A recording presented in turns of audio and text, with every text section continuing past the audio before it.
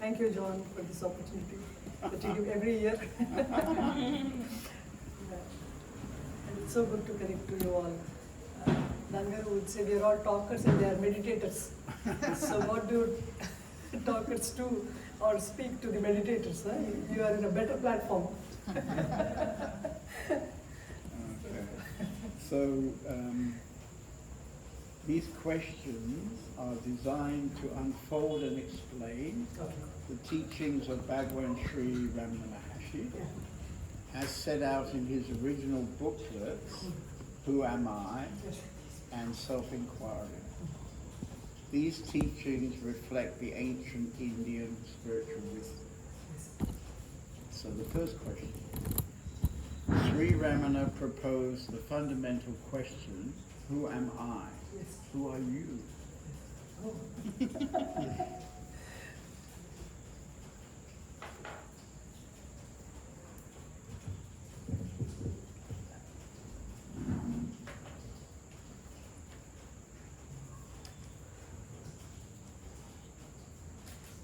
Sorry, let's start with a tough question. Yes, because theoretically we are all the self. Experience-wise also we are the self. But if you want to, want an answer as Usha, then this is Nannagaru Usha. Probably this answer I can give you in his own words. There were many times he called me his spiritual daughter, and in Telugu he used to call me his Manasika Putrika, meaning the child that arose from his mind. Yeah. So if I identify as an individual, then I identify as his child. And also there was this, like one of our devotees has gathered information from all the devotees about their experiences with Nannagaru and the journey they had with him. So the last ending I had given was, as long as this individual exists, it belongs to Nana. And the day there is no difference between Nana and Usha, we are one and it's Nana alone. So like Yogi Ji said, Father alone exists, nothing else, no one else. Okay.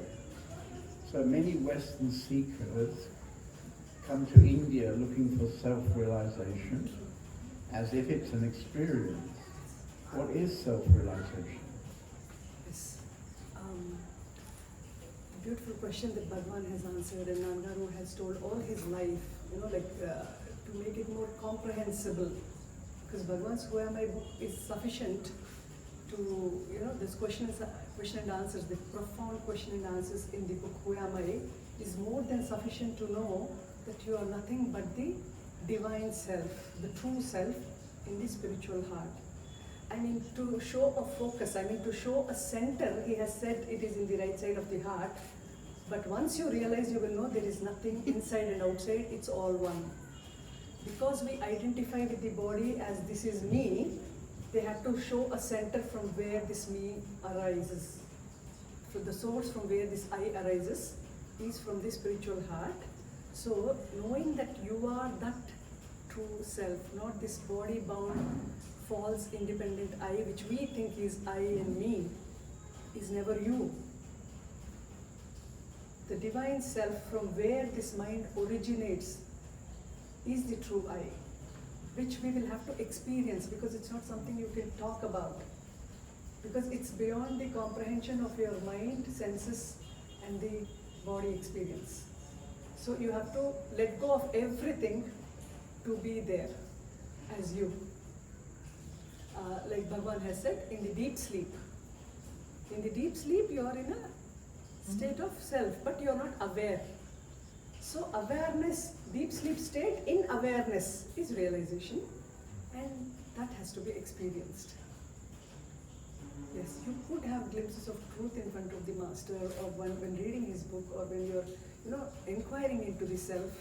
I'm not the body, I'm not the mind, I'm not the intellect, I'm none of these, and focusing completely within, and letting go of the mind and its thoughts completely, and being as the true I.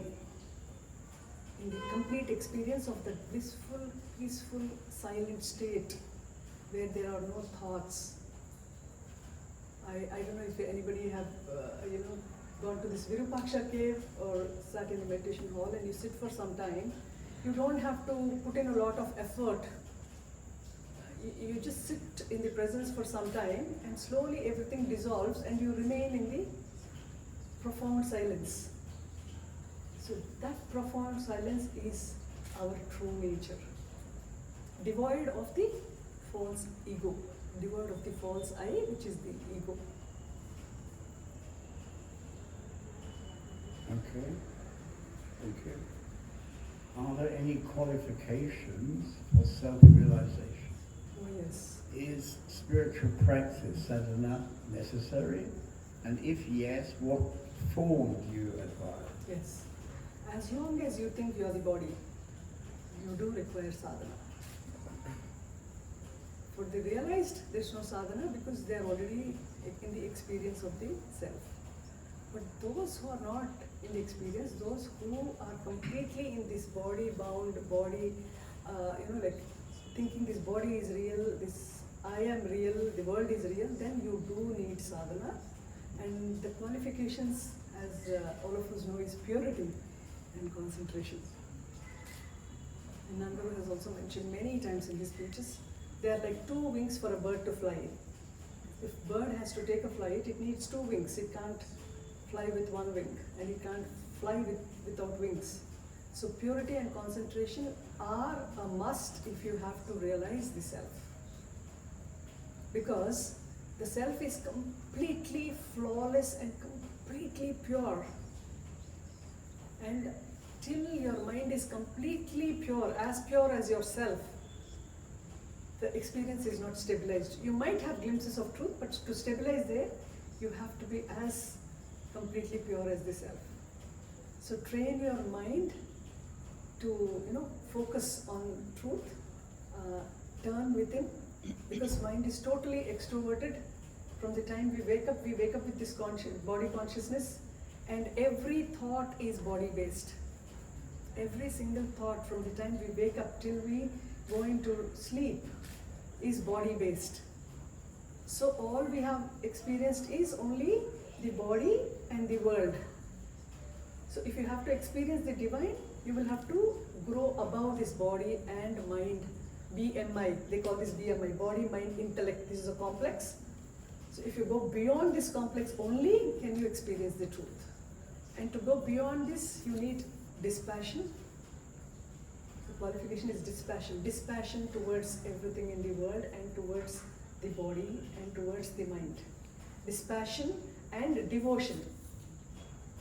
Devotion to the higher power, because without you surrendering to the higher power, you cannot experience it, because mind, see, there could be very intelligent people and you could have lot of intelligence where you could predict a lot of things, or you are sharp, you are able to be successful in the world.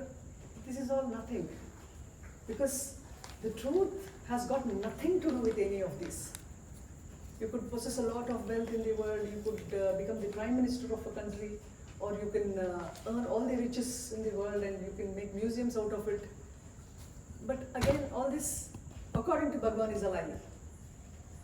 And it is the truth that it is a lie, because they were the masters who have realized the truth as it is. And they have come here to spread this prophecy, to make us suffering free and make us realize our true state, when we are all suffering and in the garbage of body-mind complex and thinking this is real, and the pleasure and pain is a consequence of it. But if you want to grow above all this and get back to your peaceful, true, it's Satchit Ananda. Sat-Chit Ananda. It is the endless, blissful and quiet, peaceful state, which is our true nature. But we've been deluded that we are the body, and we've been living for many, many years thinking this is me. A conviction that this is me. So break this conviction that this is you, because the masters who have realized the truth have told it is here within you. All the masters have said this, including Christ. Kingdom of heaven is within you, not somewhere outside of you. Where is this within? Bhagavan has clearly, one of the greatest master of our times is Bhagavan Ramana Maharshi. He has given us the direct path of self-inquiry, where you could just inquire into who am I. You're getting a lot of thoughts. From morning, the time we wake up till we sleep, there are a lot of thoughts coming. So if we could just sit and question, to whom are these thoughts arising? To whom are these thoughts arising? To me. To me. Who is this me, or who is this I to whom these thoughts are arising? When you question who am I, there will be silence. Because I is also just a thought. It's called the mother thought. From mother spring all the children. So the mother thought, if it is addressed, everything else will be addressed.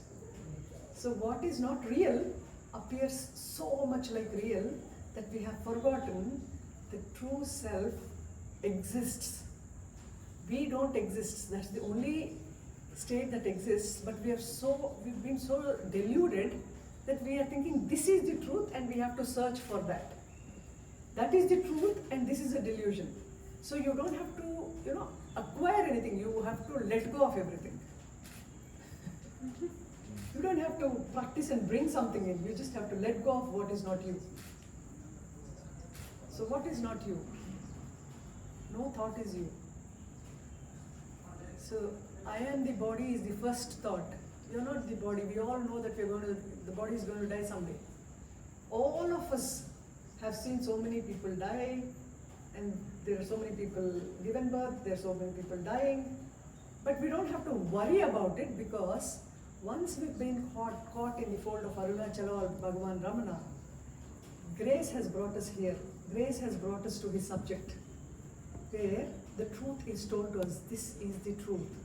And you can attain it here and now. You just have to let go of what you are not. So for this there are various margas, various paths told, David, because not everybody could be able to connect to the same path. Suppose one person is very devoted, and through devotion you can reach the state, through self-inquiry you can reach the state, through selfless work you can reach the state, and through meditation you can reach it. But all these paths, for what? For gaining purity. Because without being pure, you cannot gel with it. It's like milk and water can gel, not milk and oil, isn't it? If you pour water into milk, it merges. But if you pour oil into milk, it doesn't. So water is nothing but purified mind. You can gel it with milk, but you cannot gel oil with milk.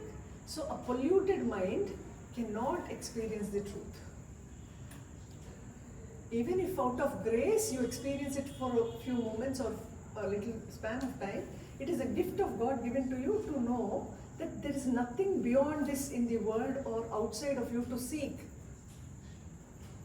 This was what happened to John, because when I heard that, this is the truth.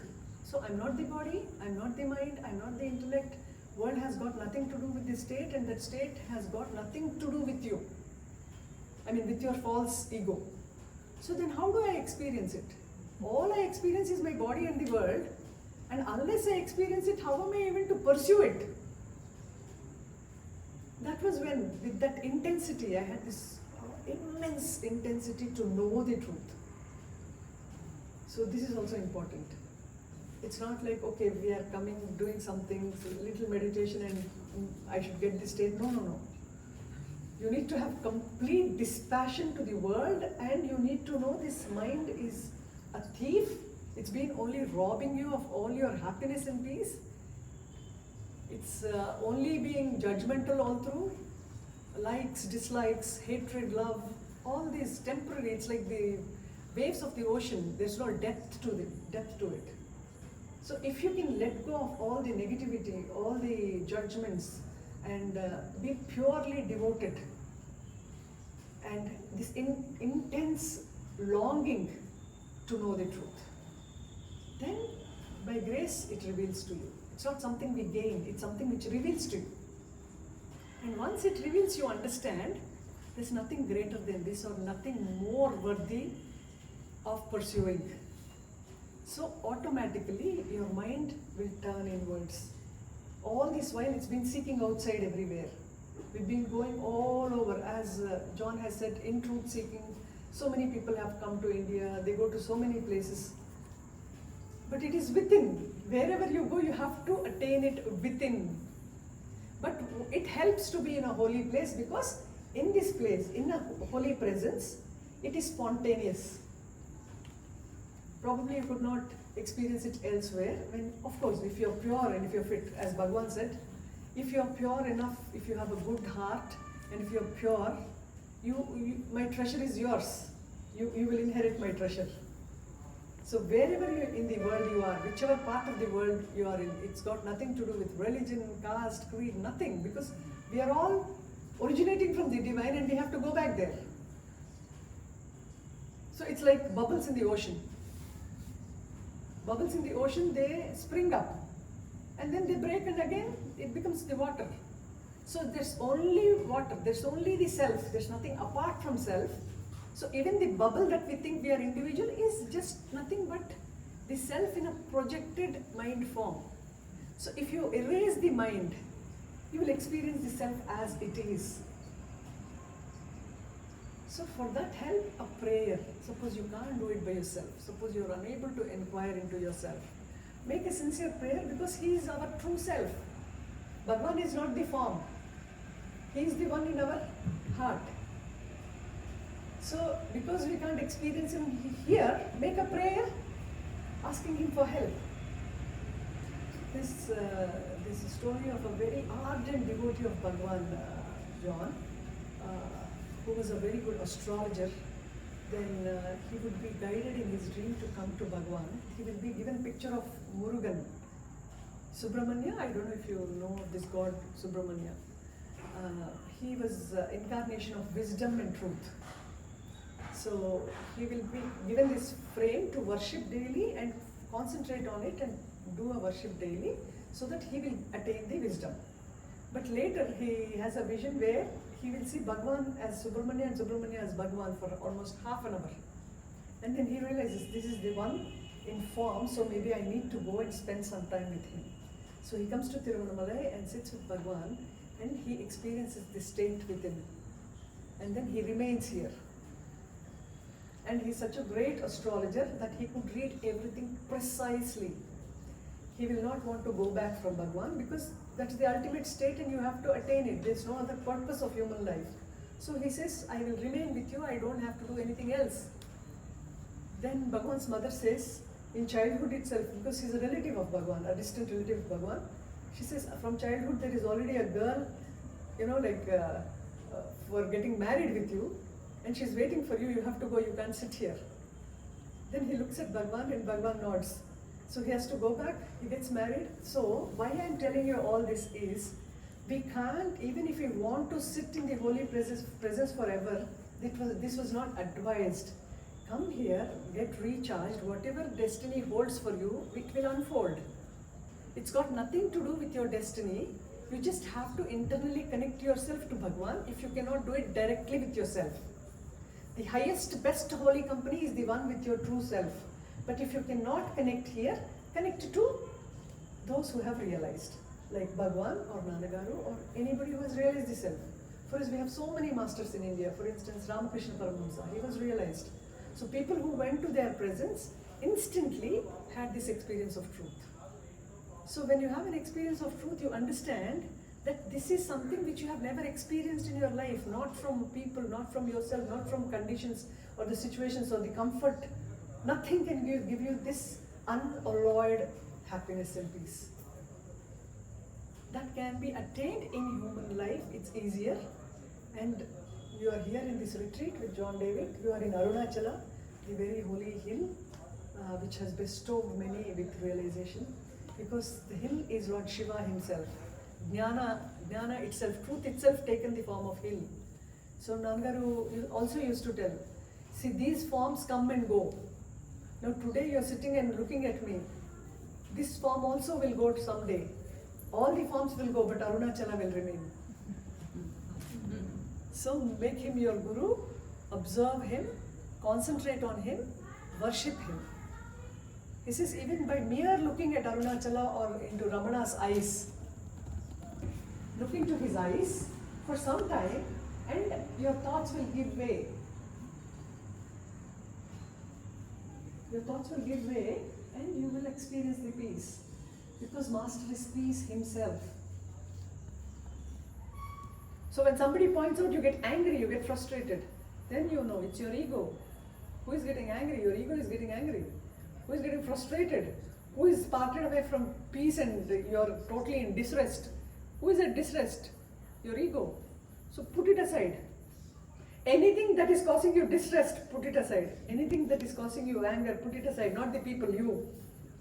You're not putting away people whom you are angry with. You're putting your anger away. So that's why Sattvic. Sattvic mind is not realization, but Sattvic mind will take you closer to the truth.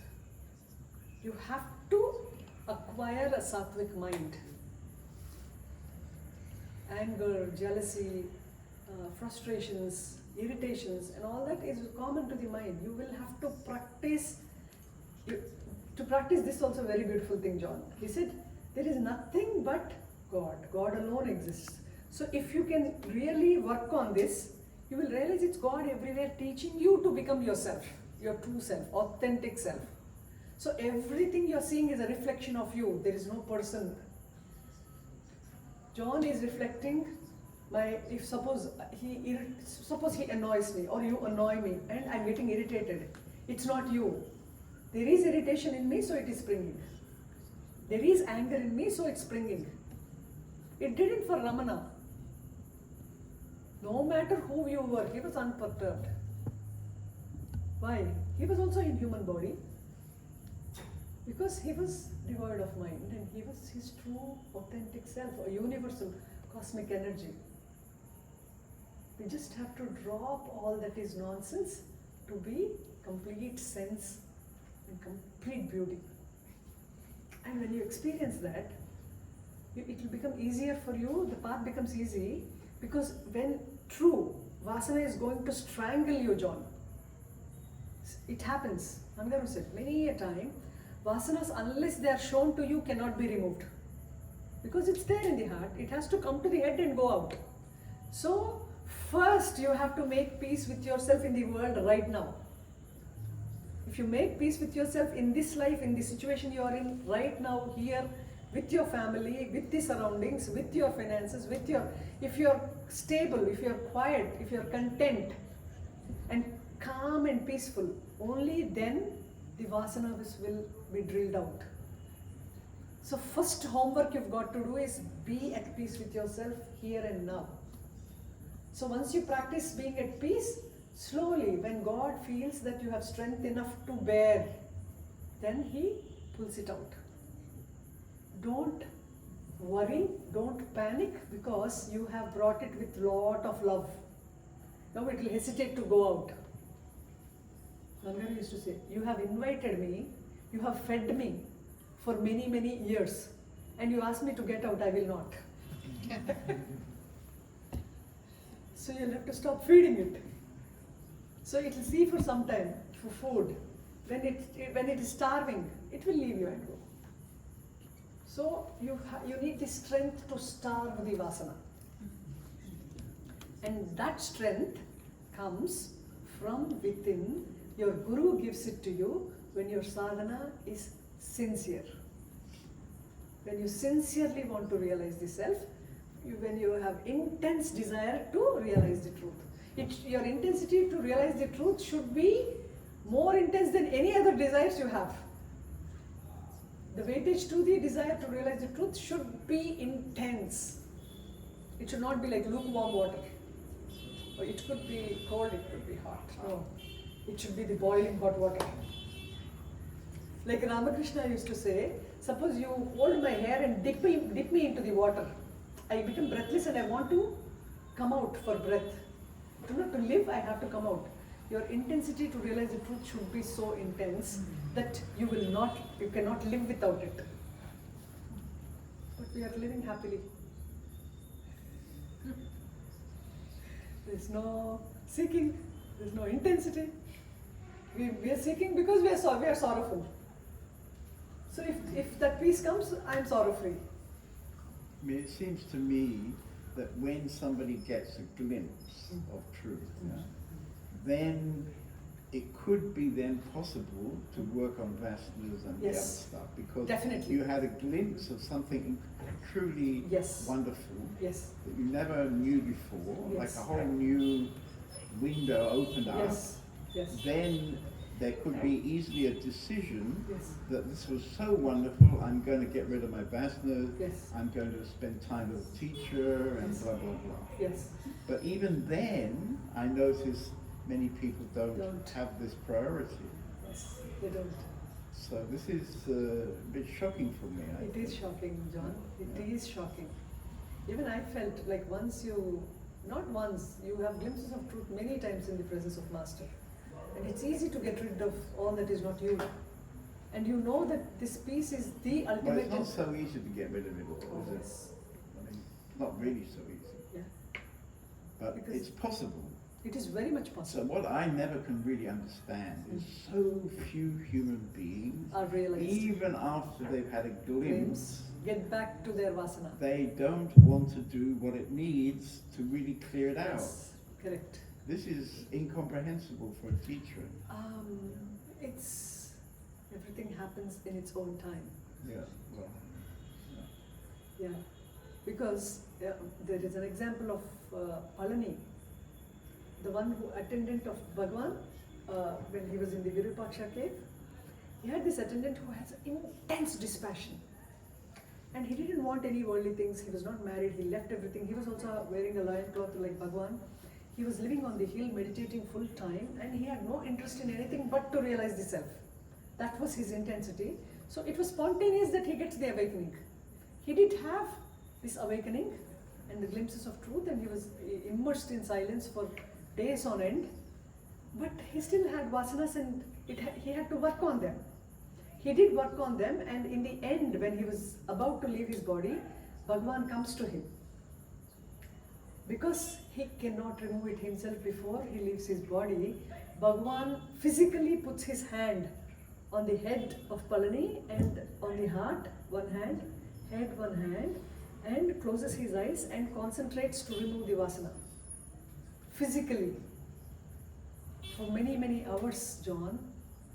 And after removing all of them, he is like, good. And he takes his hand off, and Palani opens his eyes, and the soul goes through the eyes with one vasana. One vasana, and Bhagwan is like, oh. He escaped with one vasana. But, John, if you think about it, in the grand scheme of things, Bhagwan himself said, oh, he left with one vasana. So he was careful when it was his mother. Later his mother passed away after a few years. He did the same thing to his mother, physically burning the vasanas, placing his hand on her head, one on her head and one on her chest, and there is this, the reality is when we die, when the physical body dies, what happens is all the storage of vasanas which is here will rotate from heart to head. 10 to 15 minutes before you die, you don't die. See, suppose you have an accident or you have a heart attack, the person does not just die. Nannagaru told many times, during death what happens is, the soul, the thoughts and the vasanas will keep circulating, and whichever is very close to your heart, you hold on to it and leave the body. So he says, if your very dear and near is Bhagavan, you hold on to Bhagavan and leave. But if there is something else apart from Bhagavan, you will hold on to it and go, and that will dictate your next life. Yes. Suppose pet dog is dearest to me. I could come back as a pet dog, who knows? That is why get rid of all your attachments. It's not permanent, it's a transient world. Your relationships are transient. Your body is transient. Your mind is transient. One thought now, another thought after 5 minutes. We don't stick to one thought. Thoughts are wavering I mean, nothing is true, nothing is permanent, and that which is not permanent is not you. So don't get slashed by this Maya. You're being whipped by Maya. So get out of this whipping. You hold on to his feet, you will be out. He says, no, you hold on to the feet firmly, like this. There is a fish tank. Okay, there's a fish tank. The fisherman will put a net and take the fish out.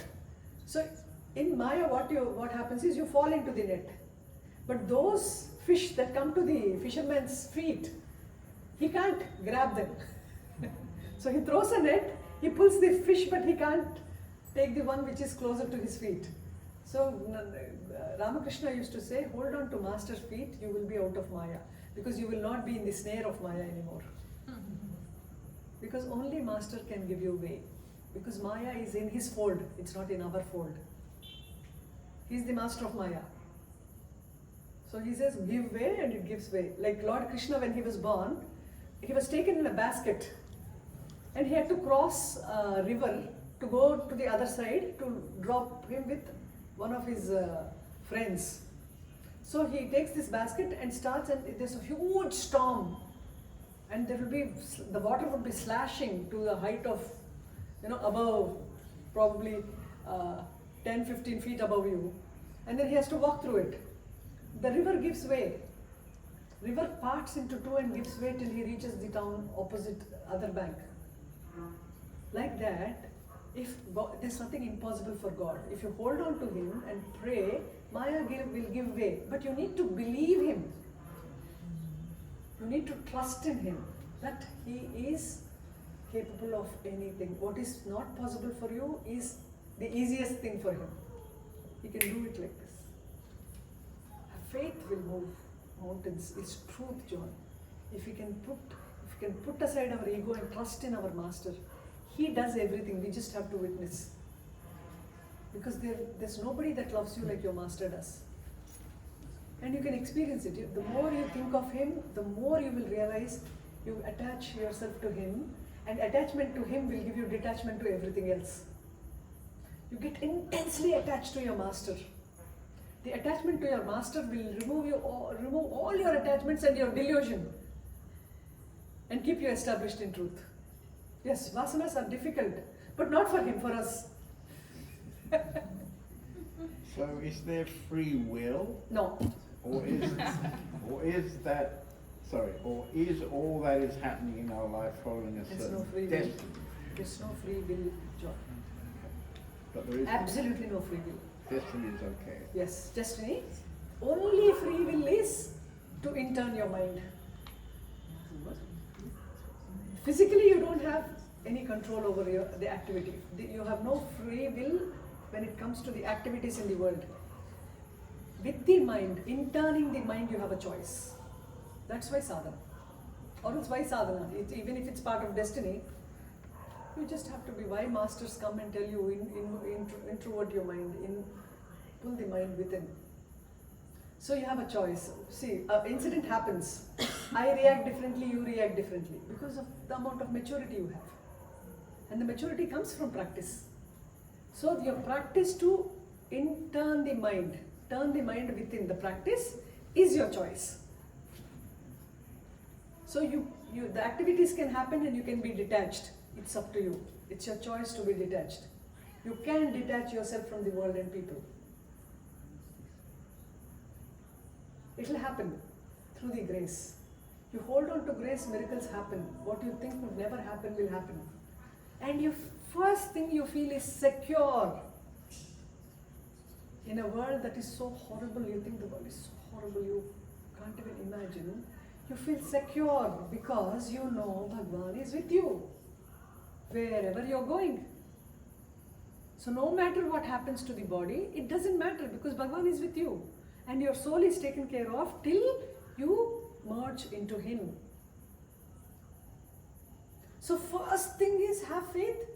You know he's with you all through. Your parents are not with you all through. Your spouse is not with you all through. You have so many moments of helplessness, insecurity or loneliness. Remember he's always with you. But if to feel him internally, you will have to calm down your mind. only practice is calm your mind, you will feel his presence wherever you are. Even after you leave the body. Because you can feel Bhagavan taking care of you. Like you take care of your very dear children. So first and foremost, remember, we are born out of him. So there is nothing to worry about or feel unsafe about. Because we have to go back. In your deep sleep every day you're going back there. Deep sleep is a short sleep. Death is a long sleep. So do we fear sleep? Do we fear sleeping? We want to sleep every night. We crave for it. If I sit for another 2 hours here, you will all want me to get out of here, and then you just want to go eat and sleep. Even Master, if he makes you sit through the night, let me sleep. Because Master is also in the dream, but sleep is your true nature. Rest is there, peace is there. So your mind goes to source, only then it has rest, or else it can't function the next day. So it's a mechanism, it's a science from the divine. You just observe. It's like, don't be the actor. You sit with the director and watch the cinema. It's so much fun. Because when you're attached, you think that is you and you're suffering. But if you're sitting there, it's just a play. Isn't it? Somebody is killing somebody, we are shocked, we are paranoid. If it is happening on the screen, it's a movie. Oh, this is so much fun. There is so much violence on the screen. And these days, cinemas with more violence are a huge success. Because destruction is in the mind. We love destruction. So destroy the destroyer. It's mind that's destroying you. It's mind that's destroying everybody. It's the mind that's destroying the world. So if you destroy the destroyer, you will be at calm, peace, and you will be a huge blessing. And because of such saints, the earth is still sane. And it all happens in love. It's huge love, incomprehensible love. And you will feel it here and now. Just trust the process. And this Bhagavan, he took extra care to make sure not a single vasana remains for his mother. He sits 12 hours to burn out all the vasanas. And then when finally he realizes she is at peace and completely established in the self, only then he removes his hands. So then it's like, why did Bhagavan say, oh no, he went away with one vasana?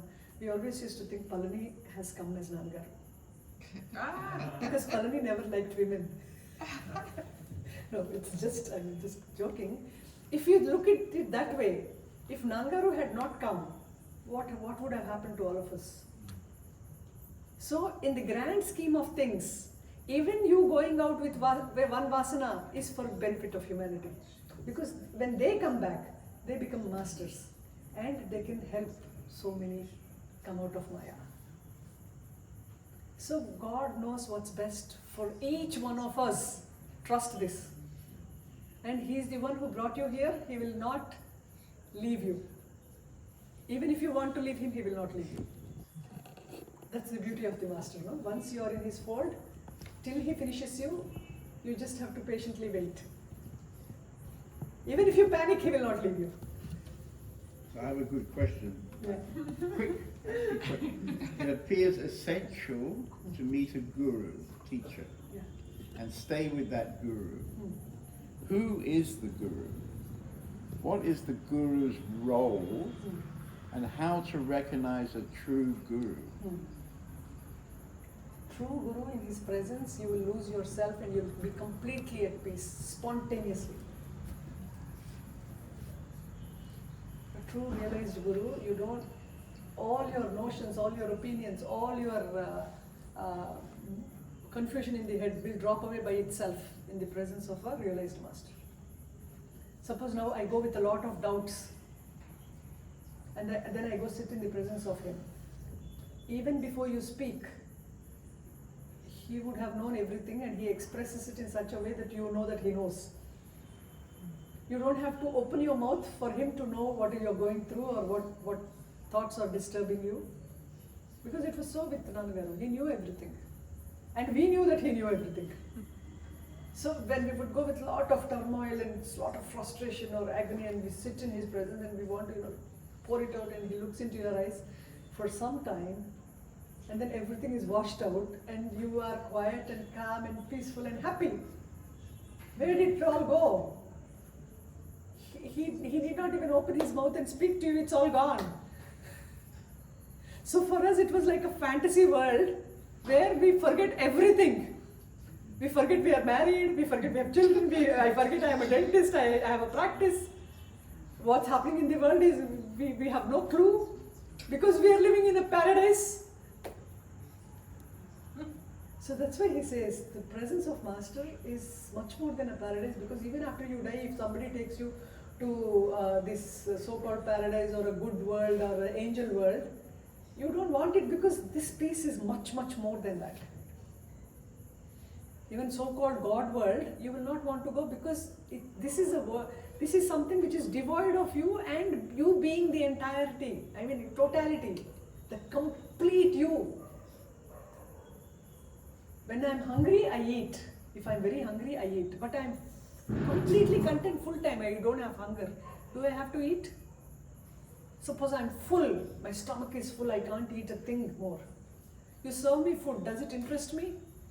Similarly, if there is awakening in the heart, even if God appears, you will not want to look at him because you are complete. There was this saint, John, we have so many saints like that who are realized.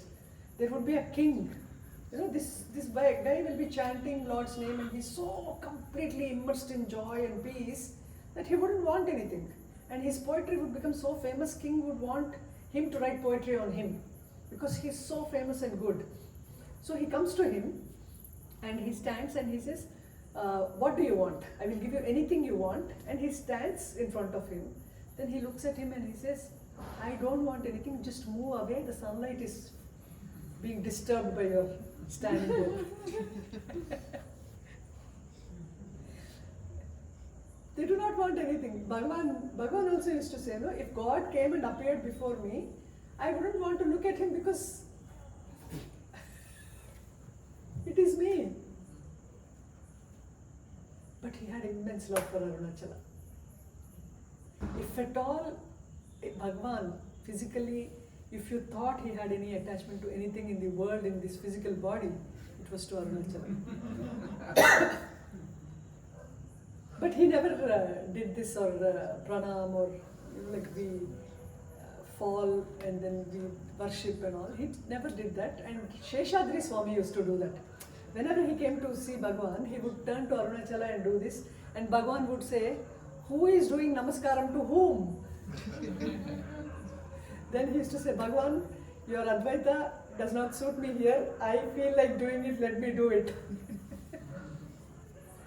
He would ask, who is doing to whom?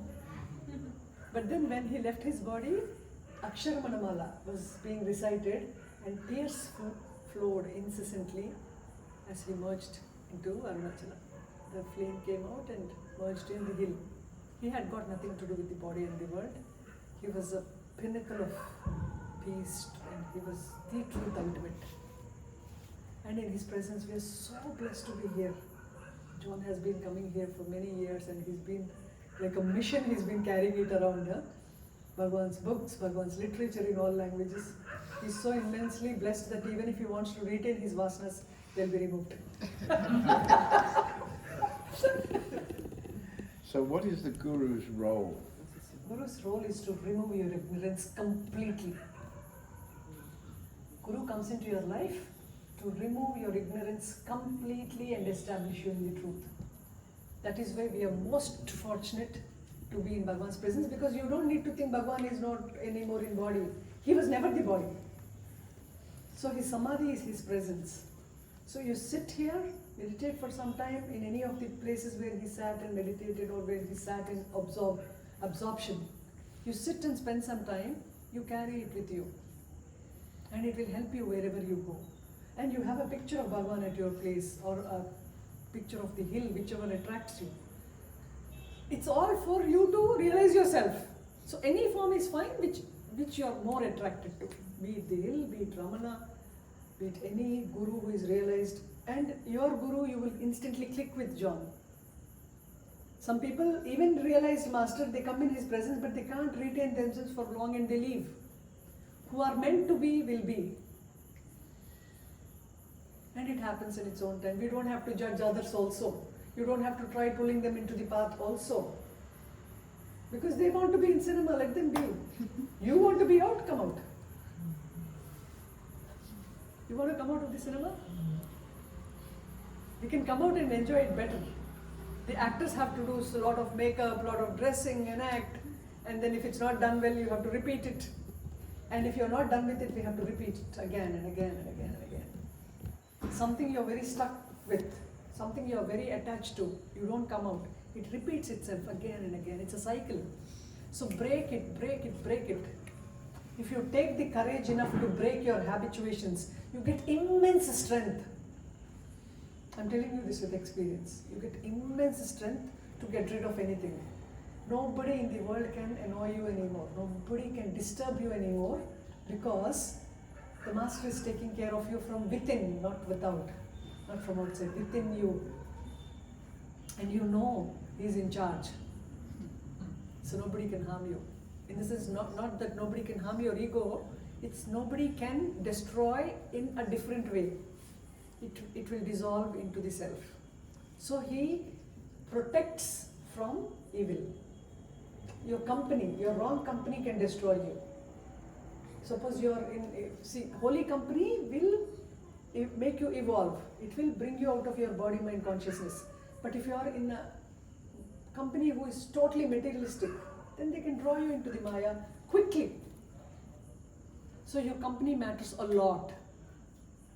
So he used to say, instead of being in the wrong company, better be single like an elephant, a single elephant in a forest, rather than be in a wrong company. So it's okay if you avoid coffee. I mean, thinking poison is coffee, drinking it will destroy you. So avoid it.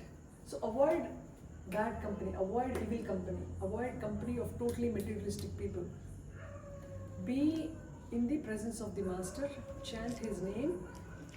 Whatever is not meant for you, just avoid it. And for some time, you practice, it becomes natural. Only initially the practice is needed a lot, John. Once you experience this joy, and as you said, once you have experienced it, it becomes more easy because you know this is the state and that's not true. You know this is the truth and that is a lie. So it's easy for you to get rid of what is not you.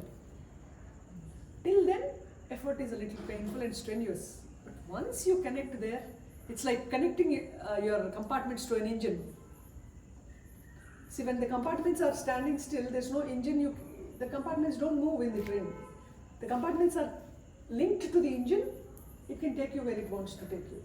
So connect yourself to the self, it will take you where it has to take you. Your destiny will be taken care of, your mind will be taken care of, your well-being will be taken care of, and you will lose yourself in the master. Easily, with love, without difficulty, without pain. Pain in the sense suffering will come. Don't get disturbed by the pain that comes, because pain also is a part of the process. Because all these vasanas will create pain because you are trying to get rid of them. It's a huge war within. It's a conflict. The vasana wants to grasp you and make you do what you were doing all through. And you're fighting against it. It's like two parties fighting with each other. But when you have Bhagavan on your side, any number of army can be destroyed. But you need to have him on your side. For that you need to anchor to him. You have to anchor to him if you have to get rid of your ego. Because we are anchoring to so many things, John. We have to leave all the anchors and hold on to this anchor. You have to leave your anchor to your family, your profession, your desires, your attachments, your habits. Our anchor is on so many things. So you leave all that and hold on to him. You don't have to leave all that to hold on to him. Hold on to him and everything else will leave away. This is the way. Otherwise it's difficult, no? It's like swimming against an ocean. Swimming across an ocean. Can we swim across an ocean? No. So our vasanas and our habituations are so many, you can't swim across it. But you can get into a ship and easily cross, marrying in the ship.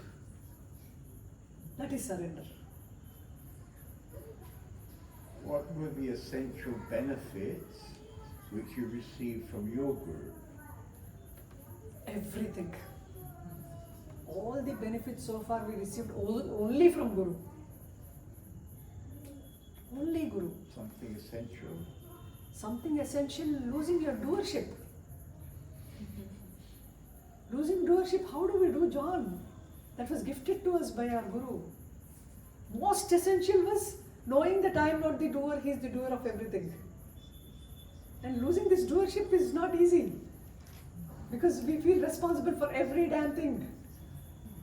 I did this, I did that. I'm responsible for this, I'm responsible that he did this to me, she did this to me. No.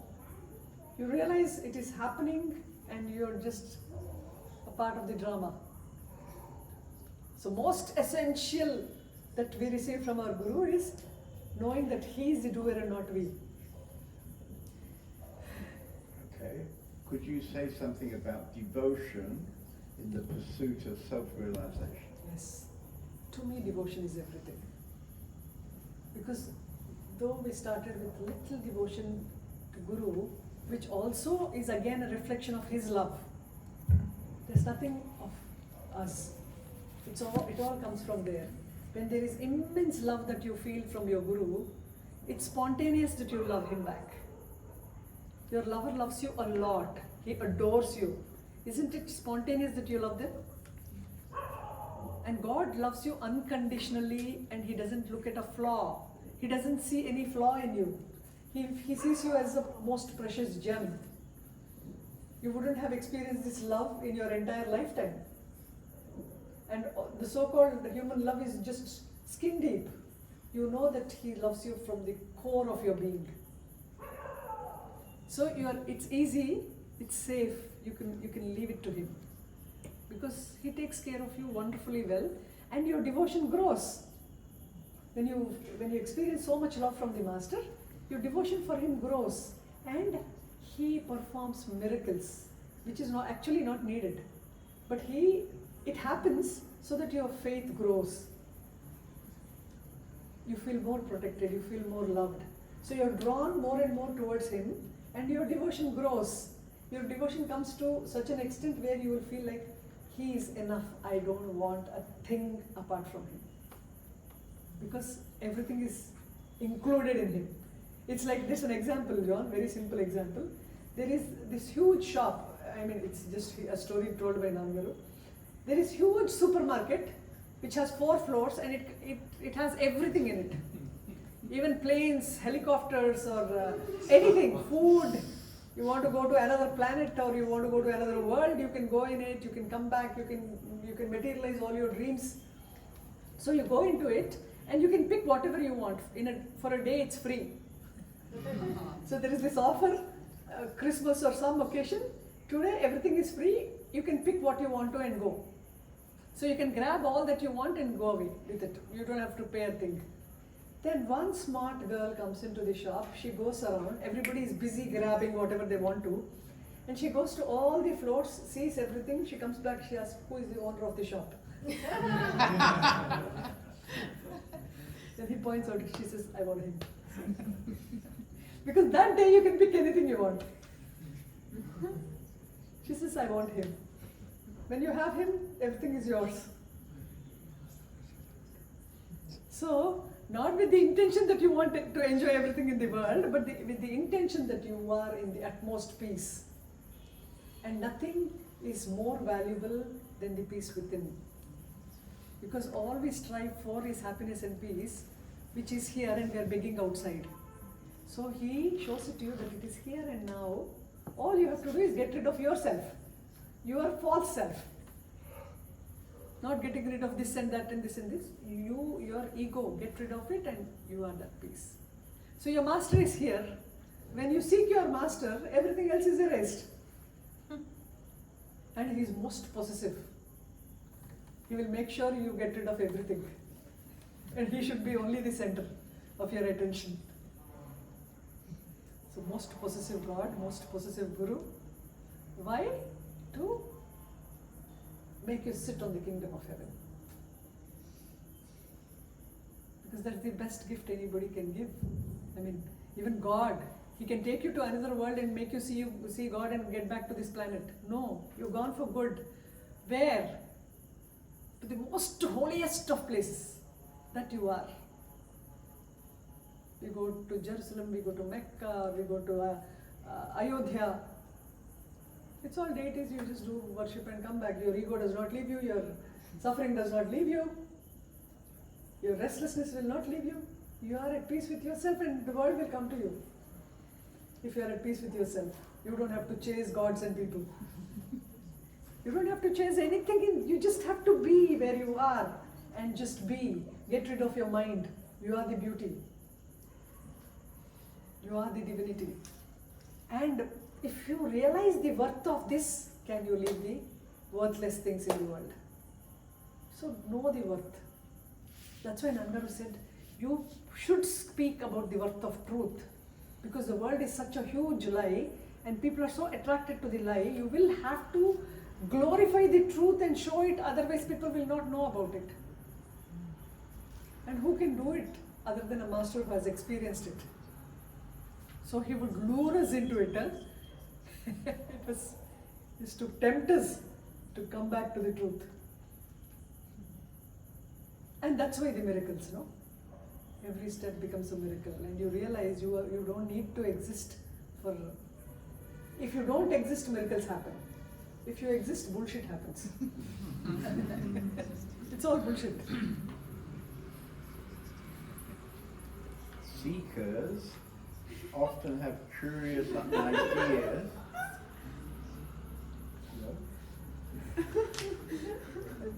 Seekers often have curious ideas about self-realization. Please describe your typical day and how you perceive the world. Can you repeat it?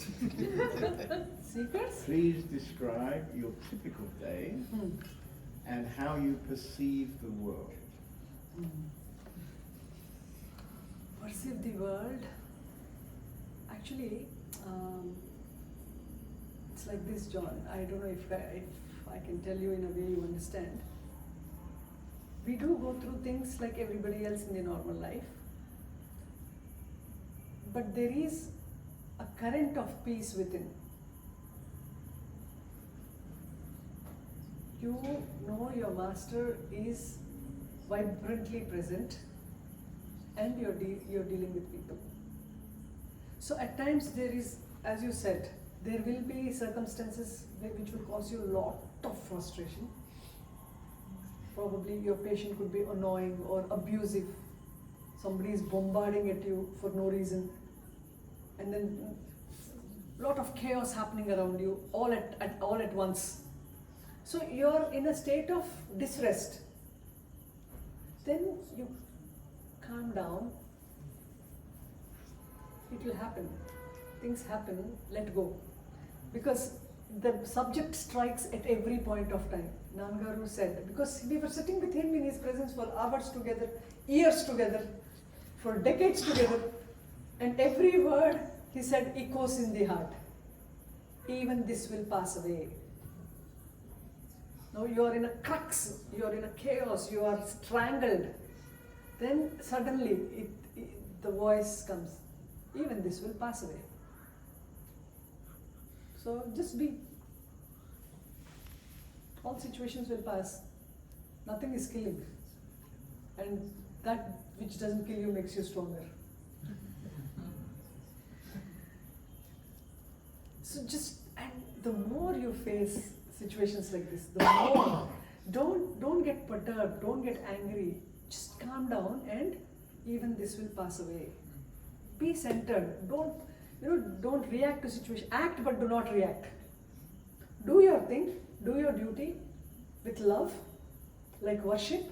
Do your work like worship and only act and do not react. If somebody is imposing something on you, it's not you, but they have imposed it on you and people are talking about it. you get disturbed. So just, even this will pass away. Because it will not be there after a couple of days.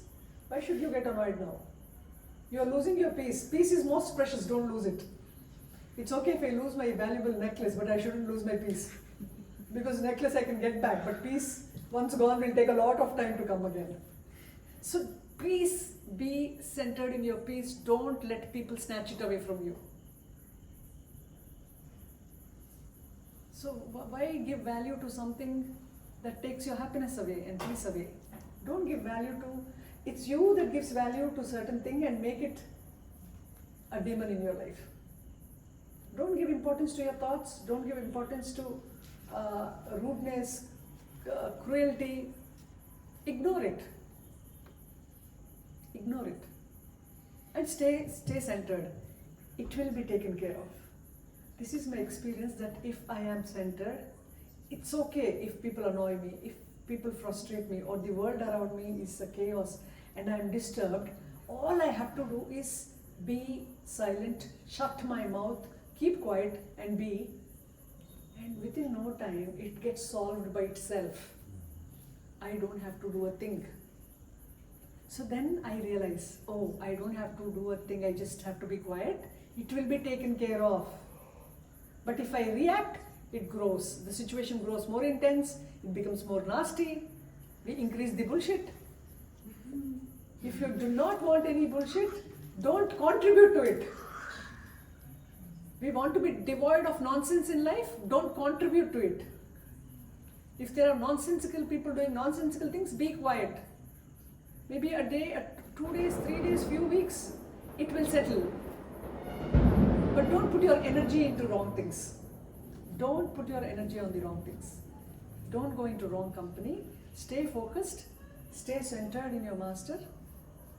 Chant his name if required. Look at him for some time. And remember, even this will pass away. Anything will pass away. The good, the bad, everything will pass away. So remember, this is an illusion. It's not the truth. It will pass away.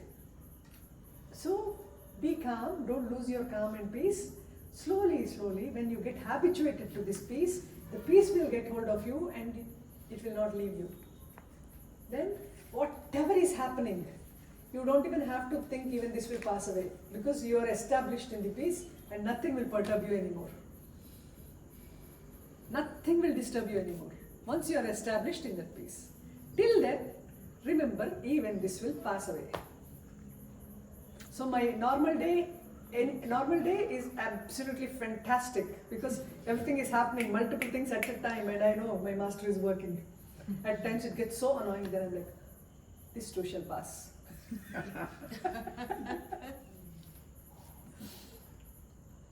How many chairs do you have Chairs? in your dentist practice? 2. I didn't increase them. 2 is Only 2. Okay, because some dentists have 5 or 6. Yeah, They're because they want to earn more. Yeah. My purpose is not to earn more. My purpose is realization with little charity and service, because even your good karma will help you. It's a phase. The selfless work you do, the selfish work you do will bind you. The selfless work that you do will unbind you. So you need to do some amount of selfless work in your daily life. The selfish work that you do onto yourself will increase your ego. The selfless work you do will help you get rid of your ego. So Nannagaru always insisted you do service. Because not necessarily you earn a lot and distribute a little to the poor people. It's not that. Your very life should be a meditation where your actions should be that of service, not just to survive or to make money. You should make money to be financially independent. He always insisted that you have to be financially independent. Don't be dependent. Especially in India, for women it's very difficult to be financially independent, especially in the rural areas. So he is to encourage even women to be educated, to stand on their feet, even financially, because any dependency will bring slavery. So he wanted people to stand on their feet financially, physically, mentally, emotionally and spiritually. Because only then can you center yourself in you. without having to depend on anybody outside of you. And this comes from faith. I have put my complete faith on my master and just left my life to him. I did my education when he insisted I do dental. I married because he insisted I marry this man. I gave birth because he insisted I should have a baby. So nothing was a bondage, because you only did what he told you to do.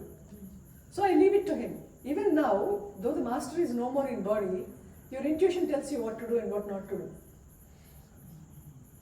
Because you're so connected to him. Only what intuition guides you, you will be doing. The action will happen through you. You are no more your ego.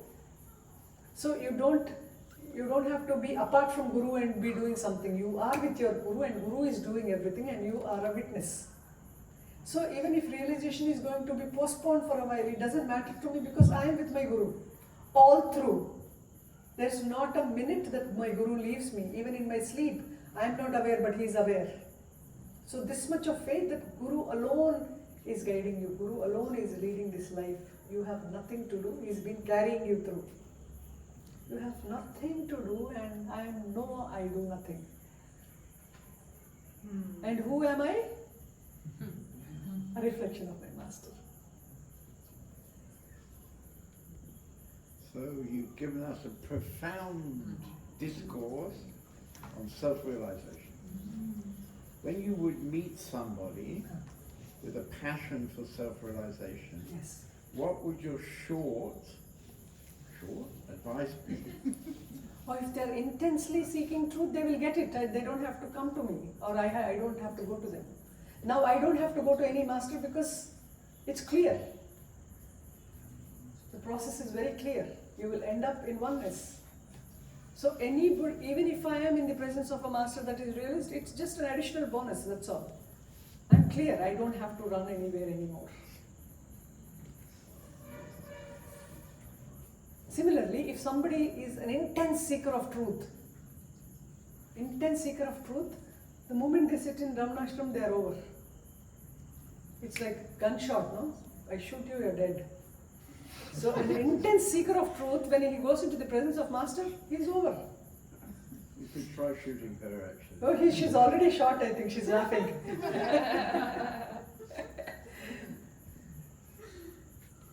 Yeah, I think all of us, aren't we? I mean, you've been coming for so many years. You should be telling how many times you were shot.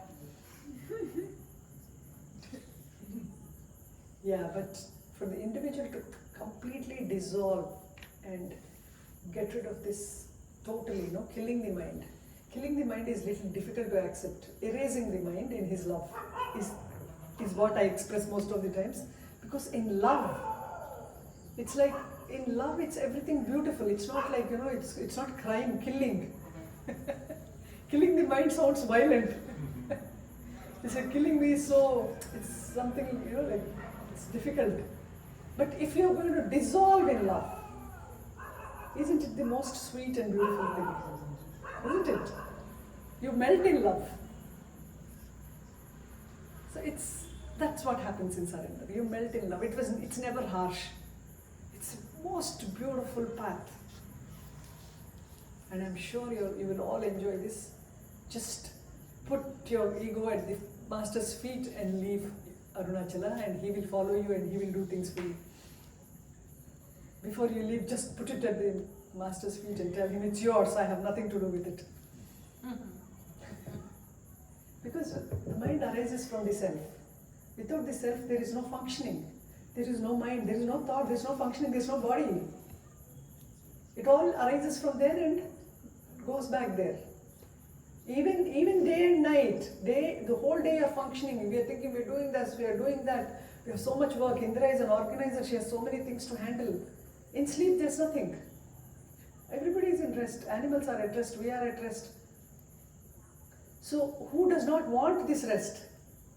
But when we wake up, why again we are so occupied? Why can't we be restful even in wakeful state? That is realization. So that rest you will get when you know there is nothing that you have to do. You just have to keep away that which is not you. The mind, let not the mind influence you so much, let the teaching of Bhagavan influence you. So even this will pass away. Anything bad you feel is happening, no, there's nothing bad in this world. What has to be shown to you will be shown to you and you will evolve out of it. So everything that happens in your life is given with utmost love, don't forget that. So nothing is a punishment. What you feel is a punishment is a huge blessing in disguise. If you recognize that, you are happy. Anything wrong, the wrongdoing which you feel, my God, this is going to kill me. No, it's not going to kill you. It's going to make you a better person. It's going to transform you into a better you. So don't fear anything. Don't worry for anything. You don't have to be upset. You don't have to be annoyed, angry. God's love is taking care of you, and recognize it. To recognize it, you need intuition. And to have intuition, you have to calm down your mind and be sattvic. Calm, cool, polite, kind, compassionate. Because everybody is going through a tough journey. So give them a helping hand. Help each other grow. We are not in this alone. Right? So what you give, you get back. You help, you get back help. Because it's God's reflection in everybody's form. This is what makes it more easier to learn. It's not only divinity is in my heart, divinity is in everyone's heart, and God is in everyone. So if I ill-treat you, I'm ill-treating God. That's why he said, see me in everyone. Love your neighbor as thyself. Why? Because God is in everyone. If you're ill-treating a dog or ill-treating a person, you're not ill-treating the person, you're ill-treating God, so you get it back. What you give to others, you get it back. So don't do unto others what you don't want them to do to you. Simple. There's no big logic to this. What you don't want others to do to you, do not do it to others. The way you don't want others to behave with you, don't behave with others. And what you expect from people, you be that to people. We expect love. Who doesn't want love? So be loving. Love everybody. When you love, there is no anger.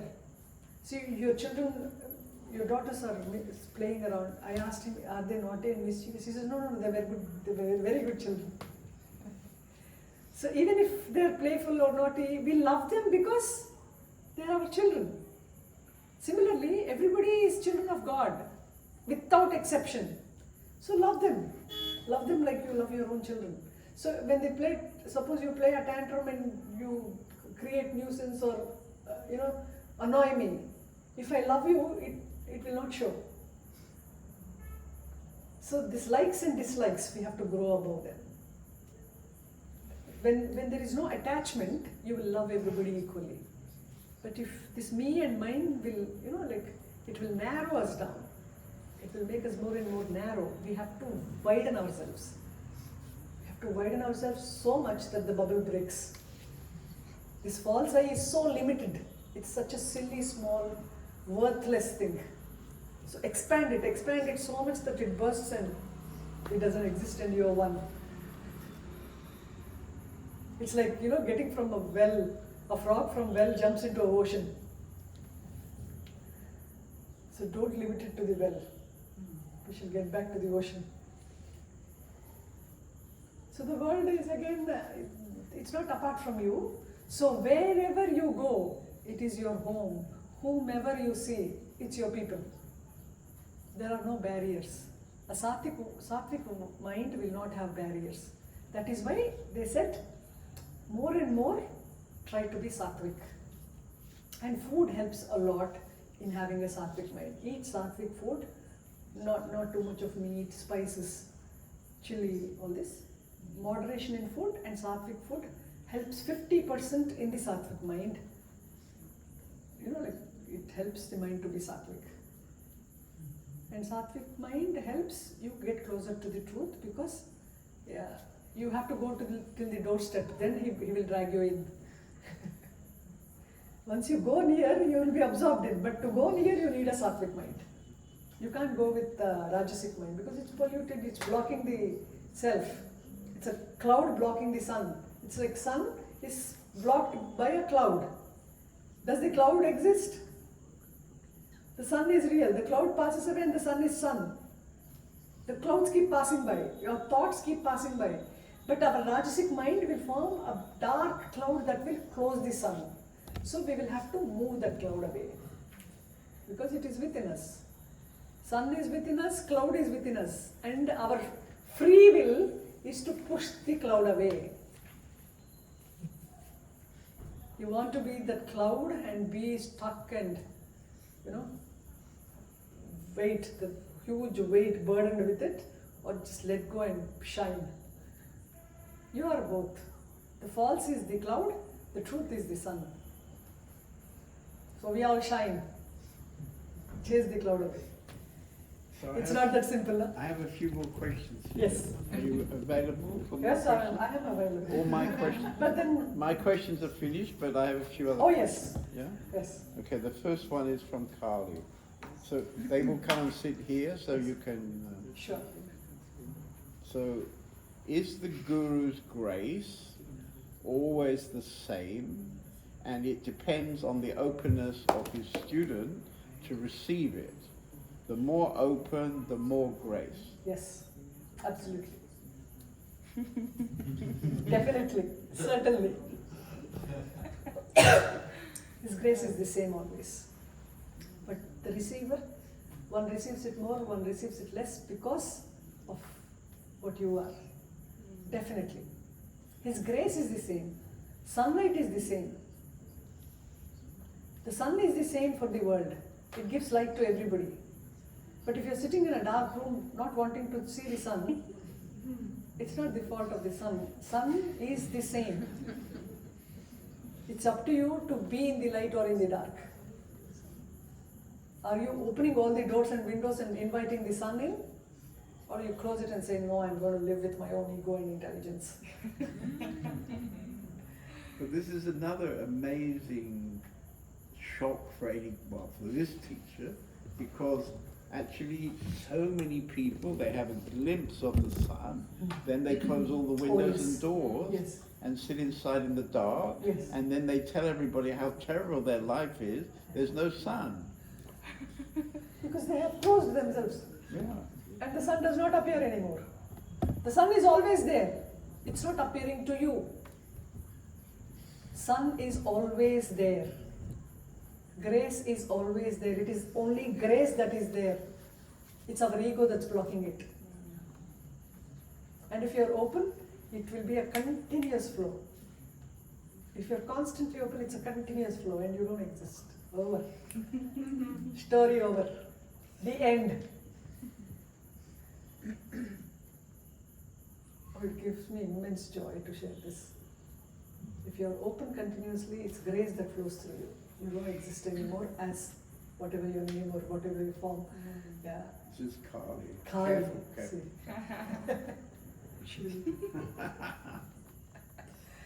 Yeah. Kali is mother love. She will chase away the evil.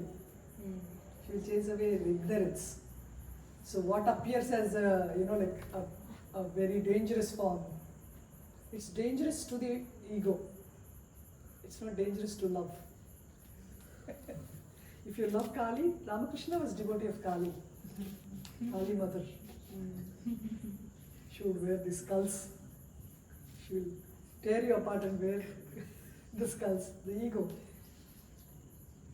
I mean, she's harsh if you're egoistic. If you're loving, she's very sweet. It depends on how you need to be treated.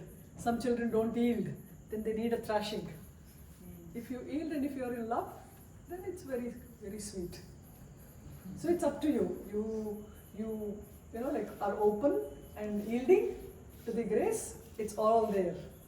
It's flowing incessantly. Otherwise we block, and that's more dangerous. We block and we think we are the masters. We are in for a toll. It's more dangerous than to be ignorant. You experience, you have a glimpse of truth, and then your mind says, I am the self. like you pretend to be God when you are the ego. That's more dangerous. That's why Nannagaru is, do you want to be a guru? Do you want to be a guru? Do you want to be a guru? He would ask us. Because the guru's role is very, very difficult. So unless we are completely established in the truth, if you become a teacher, it's a great disadvantage because our process is delayed. Because we are identifying with a role, a guru role. A true guru does not have a role. He knows he's everything and he knows he's nothing. Atma is smallest of small than the atom, and it's all also everything. All cosmos is put together. So the minutest of minute and the vastest of the vast. So your mind should become so minute that you should be able to awaken the self. Minutest of minute, when your mind becomes only, the revelation happens. Once the revelation happens, it's all in one. But you have to experience it here, within. Dropping of ego, awakening happens at the same time. It's like sun shining and the darkness going away. The moment sun rises, there's no more darkness. There is awakening, ignorance is gone. But yes, when there is a glimpse, that's what Nannagaru says, when there is an awakening, sit with it. Don't get into the world and start dealing with things. Sit with it. Everything can wait. This has to be stabilized. Everything else can wait. Because that is not true. This is the truth. You have to be established here. World is not true. It will take care of itself. Though it appears like, oh no, it's going to, if my presence is not there, things will go wrong. No, it will happen beautifully well. So remember this, you are not needed. You are not needed. This is another incredible thing, yeah? Because when you say that, right, of course it's so true, and yet, because we're so much involved in the society, we dream that what our little job is, our little effort is terribly important, and the world can't manage a few minutes without us. This was also practiced in the presence of Master John. There were overwhelming times when we would be in his presence and we have to leave. You have so many duties, you have to leave, or else things will become a chaos. You know it, you are in his presence. But his presence is so profound that you feel you can't even get up from there. You can't leave him and go. So there will be a chaos, no? Should I leave? Should I not leave? There will be this confusion. Should I leave because I have a duty hitting on me? Or should I continue to sit in his presence? This was a dilemma many times. Quit. The world will not end if you're not going. At the most, you will get a blasting from your boss. Your boss is going to be furious and he's going to yell at you. It doesn't change a thing. It's okay. This is very good advice, because tomorrow the retreat finishes and they're all jumping on planes, rushing back so they don't, miss anything.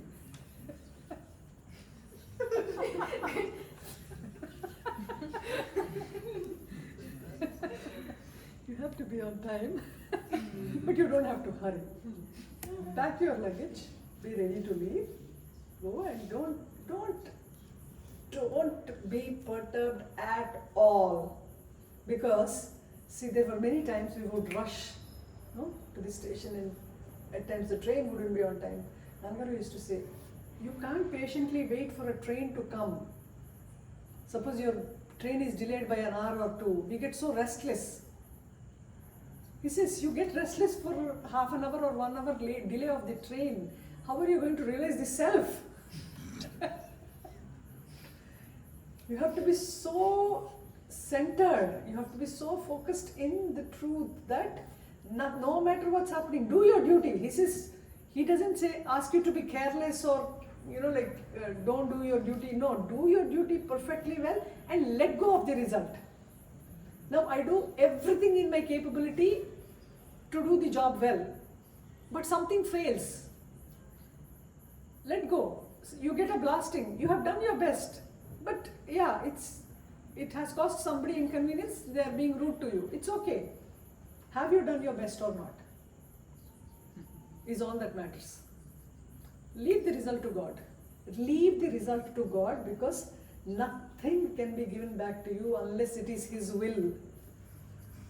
His will only happens. Actually, there are two sentences that He, imposed on me after I finished my education.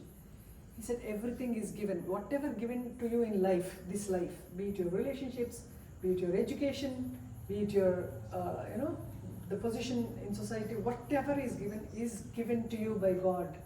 Don't think you own it. You're a very good artist or you're a musician. You are gifted with it. It's not yours, you've been gifted with it. Then you will not encourage the ego, you will not feed the ego. And everything is the will of God.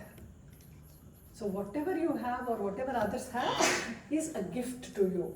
So utilize the gift for a pleasantness, for bringing peace. You draw something which gives happiness to somebody. You do it as worship. You sing, it gives good vibes. You sing, you do it as worship. And suppose somebody is going to say, oh God, what a voice, is that she's a disaster. It's okay. Praise and insult, you should be, unperturbed by. You will know when you're perturbed. Suppose you have a lot of praise and you're absorbing it, but you're thinking, no, it's okay. I'm not even influenced by this praise. When someone insults you, if there is pain, it is just as proportionate to the pleasure that you have taken when praised. Your pain is proportional to the pleasure you have taken when somebody is praising you. Everything is body-based. Everything is name and body, name and body, name and body. If you can get in sleep, there is no body, there is no mind, there is no form, there is no name. What is Kali in her deep sleep? Kali's name was what before? Laura. So Laura is gone. So Kali has come.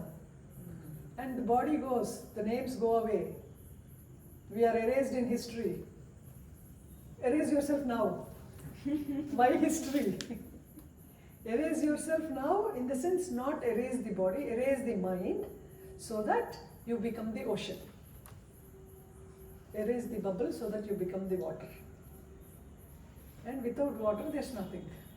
Without the self, there's nothing. Everything is functioning by and in the self. If you let go of this, you will identify with that. So anchor onto Bhagavan's feet. Identify with him.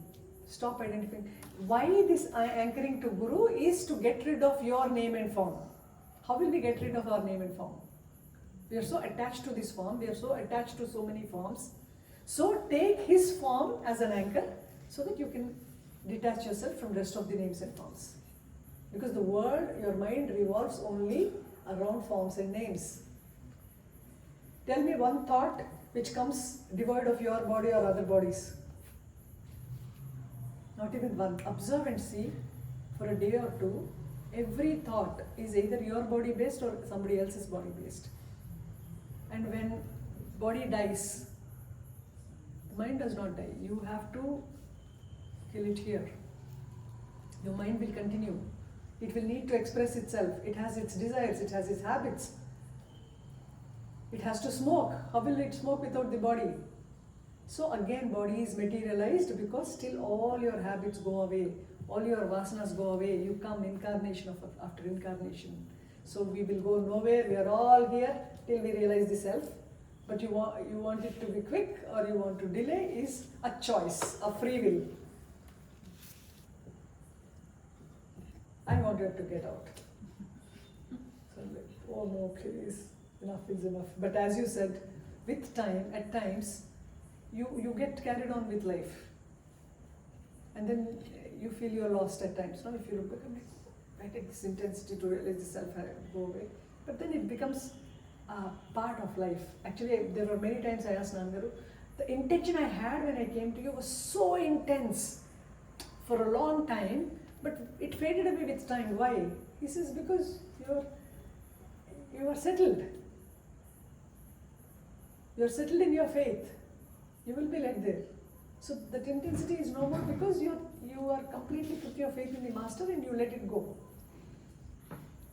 And you know it will be taken care of. So you're not functioning by yourself, you're functioning with his grace. So slowly what happens is, you will lose your doership, you lose this feeling that I am the body, and one fine day when you are ripe enough, he used to say, like the bud becomes a fruit. A fruit becomes ripened. And there is a process. A mango starts as a bud. It grows in size. It ripens. After it is completely ripe, it detaches itself from the tree. You don't even have to pluck it. Similarly, when your mind is mature, purified, sattvic, the more and more the maturity and the more and more subtle and subtlest of subtle it becomes, you dissolve. And there's no separateness anymore. Can I invite one more person? Oh yes. Yes, yes. We'll finish all the questions. Beatrix.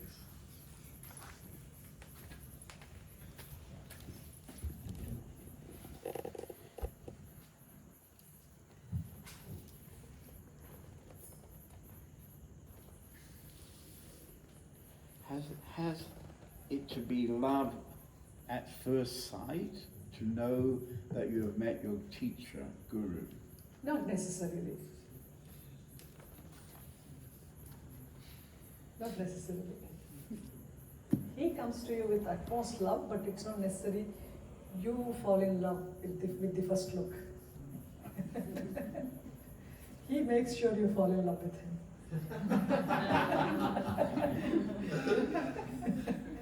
You're so preoccupied in the head that you did not see. That's why Krishna says to Arjuna, Arjuna says, you think I am your brother-in-law this life. You were many things to me in the previous lives. I know of it and you do not know. Like my neighbor said, Nana, you do not know them. They are our neighbors. They came here 3 months ago. They don't know you and you don't know them. He says, maybe they don't know me, but I know them. So he comes and sits and he behaves as if he knows us for eternity. He walks into the house, he goes into all the rooms as if he owns the house. He comes and sits and he's so much at ease, more ease than we are in our own home. And he's so natural, it's a flow. And you're surprised. Who is he? He was like a gentle old man, very gentle, sweet, very loving. But we didn't know he was a guru and he was a master, he was realized. But before he came the next time to Hyderabad, I had this experience because I had this intensity to realize the self. Maybe the look made me more intense. His look and his spending 1 whole hour with me and asking me to come to him repeatedly, being in his presence, I think the intensity I already had grew to a large extent and there was a revelation. And then by the next time he came, I had this experience and I had gone to him, and that moment I realized he's the ocean and I'm the droplet. And my work will be finished with him, provided I stick to him. And I had the great opportunity to stick to him all through, and it continued to be. So that's how you lose doership. No? It's like this example where there's a huge magnet and your iron fillings, and when in the presence of magnet, if you come a little vicinity into the vicinity of the magnet, they go with great speed and get stuck. And if they're stuck for a long time, they acquire all the magnetic qualities. Similarly, when you're stuck to your master for a long time, not necessary that you physically are in his presence, mentally you're in contact with him. It's like an engine connected to the compartments. It will take you to Arunachala. Start the engine and you fly. So we are already in the flight. With John David beside. Bhagwan and then John David. Through David, you all come here. and he is giving the food of ego to Arunachala. So he is doing Bhagavan's work. So he wants his vasanas to be there also. He has no choice. It will be removed because he is doing Bhagavan's work. And Bhagavan chooses and makes you do his work to erase you. So every selfish act is a divine act which will help you erase your ego. That's why selfless work. Help others, you'll get help back. Feed others, you'll be fed. So everything you do unto others, you do to yourself. So just live beautifully well, love everybody, be a good human being, and realize that you're just part of the whole drama and you have to get back to your true self. So be as you, don't attribute this is me, this is so and so, I'm so and so, no, you're nobody, you're nothing. Just be and be in the presence of the Master. Slowly everything will go away, but it will beautifully be there also. Now your relationships, you might think, if I am detached, if I don't love, or if I disconnect mentally to all these people, I might lose all my relationships. No, it will be more profound. In fact, there will be more love, more true love. It's not that attachment love, it's true love. Where you let them be themselves, where they let you be yourself. So more of understanding. So it's an understanding love. Can I invite one Yes, more? yes. Thank you. Aditi? Aditi is here? Yeah. Maybe you can't sit here actually.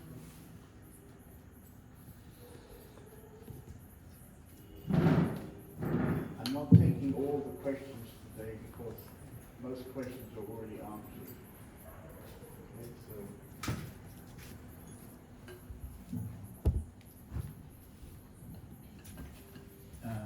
Okay, so this is Aditi, and she only speaks German, so. Okay, translation. Many people have spiritual glimpses, make spiritual practice. Why is it so rare that somebody like Ramana permanently has self-realization? Yeah. They are actually divine incarnations. We are going through evolution. They are divine incarnations. Wir gehen durch eine Evolution und das sind göttliche Reinkarnationen. Like Jesus was Son of God. He was born the Son of God. Jesus war Gottes Sohn, wurde als Gottes Sohn geboren. Similarly, Bhagavan is Son of Arunachala. Und Bhagavan ist der Sohn von Arunachala. So it is spontaneous. Es ist spontan. But they have come to preach that even we can attain it in human life. Aber sie sind gekommen, zu predigen, sodass wir es im menschlichen Leben auch erfahren können. They took a form so that they bless us and they made us understand that we are His children. We arose from Him. Wir haben eine Form angenommen, sodass wir verstehen können, dass wir die Kinder sind und aus ihnen entstanden sind. So, though we are not from the divine, though we have forgotten the divine long, long ago, though we are coming through evolution, He, with the grace, will embrace and bestow the divinity. Also wir haben das Göttliche vor langer, langer Zeit vergessen und mit seiner Gnade werden wir es wieder umarmen. So it's not easy because they were gods in human form, we are human forms trying to attain divinity. Das ist nicht so leicht. Also sie sind Götter in menschlicher Form und wir sind Menschen, die versuchen, Göttlichkeit zu erlangen. But again, when it comes to Bhagavan's subject, that's why Bhagavan's subject is very, very straight and very clear. He doesn't give any importance to gods, human beings, nothing. He says God alone exists and you are that. Bhagavan sagt, nur Gott alleine existiert und du bist das.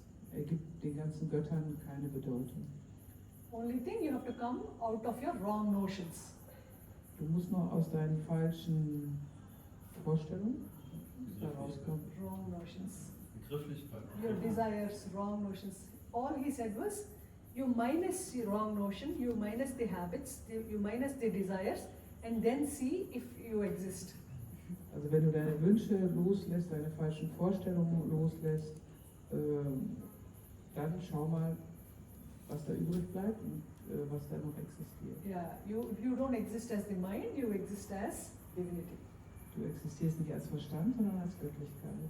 So all you need to do is remove what is not you. Also was du tun musst, ist alles, was du nicht bist, beseitigen. And it is all thoughts. You just have to put your thought away. Und es sind einfach alles nur Gedanken und du musst einfach die Gedanken zur Seite legen. So if you cannot remove your thoughts that disturb you, just keep them away. Also If you can't do it, you can focus on one name. See, if you want to get rid of thoughts but you're not able to do it, you can't put your thoughts aside, then chant one name continuously so that you don't distract. Your mind is focused.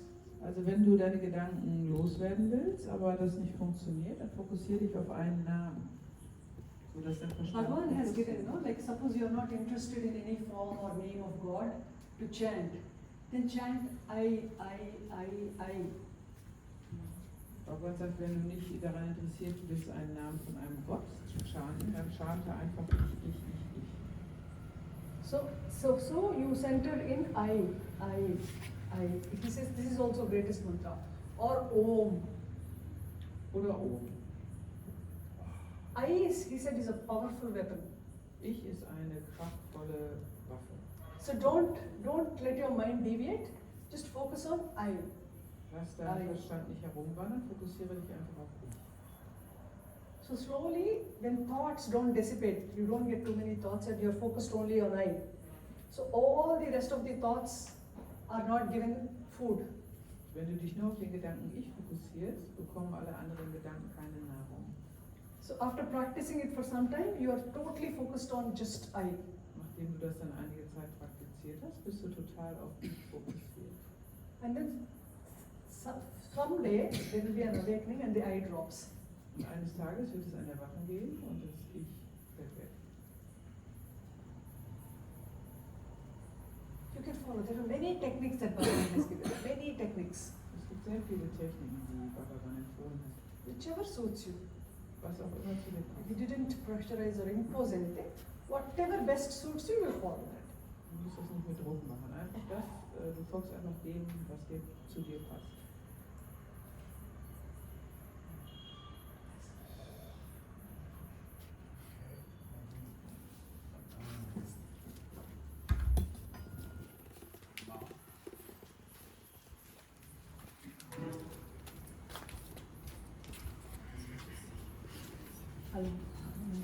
You've spoken a lot about his question, but could you please talk about the guru-disciple relationship, how to develop it, and possibly illustrate it with examples from your personal experience? It's like 10,000 times your mother's love.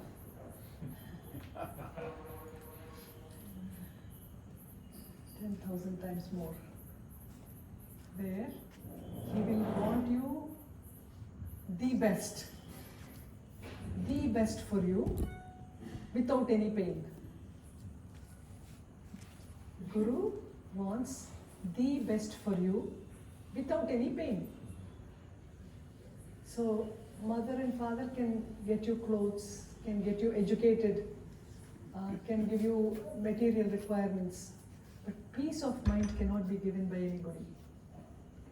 Master is one who will give you peace and will not deprive you of anything in the world. He says, just drop your desire, I will take care of you and your needs and everything, and also bestow peace. So it's the most precious relationship anybody can have on earth. The most precious relationship you can have on earth is the one with the Master. Because the more he is in your life, he becomes your everything. He becomes your mother, father, your child, your spouse, your lover, everything. And you become so attached that everything else will drop effortlessly. You don't have to struggle at all. And you are given the greatest gift. All your relationships will be intact, and it will be true love. Even between your parents and you, it will be true love. Between you and your spouse, it will be true love. Between you and your children, it will be true love. Once Master has loved you and you learn to love your Master. That's why it's the most precious relation anyone can have. I mean, there's nothing more valuable. Because you have best of all worlds. You have best of here, you have best of there, you have best of everything. And you become the God. That requires basically a lot of trust. Yes. And then devotion. Complete basically. trust and Yes. faith. Complete faith. So you want me to give an example of it?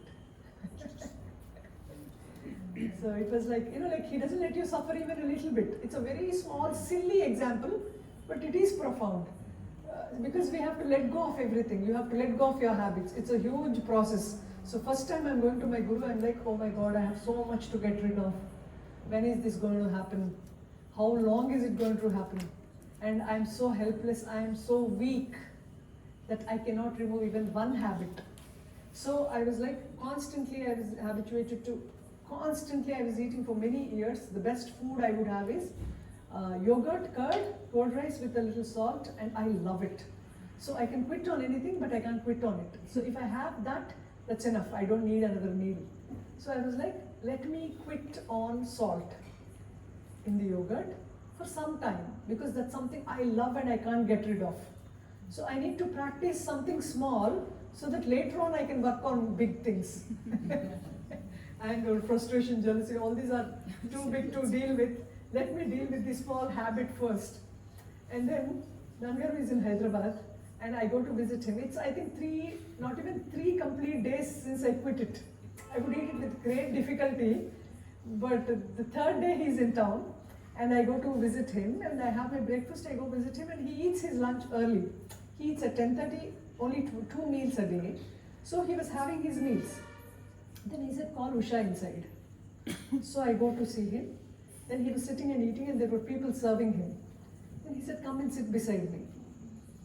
So I went and sat beside him. He said, serve her food. I said, no, Nana, I just had my breakfast and came. I'm not having my lunch now. He said, no, just give me some company.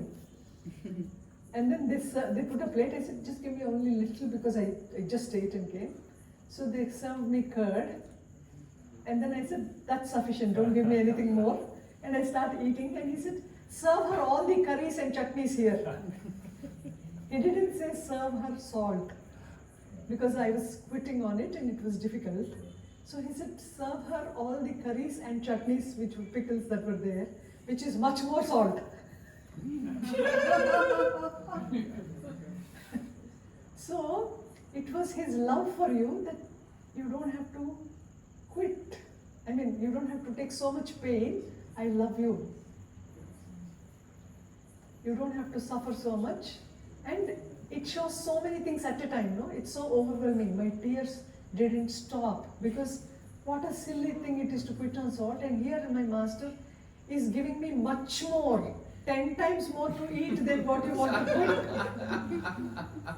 And trust me, never did I want salt again. I could happily, easily eat the food. He removed vasana. So what does master to do, his disciple? Remove vasana with overwhelming love.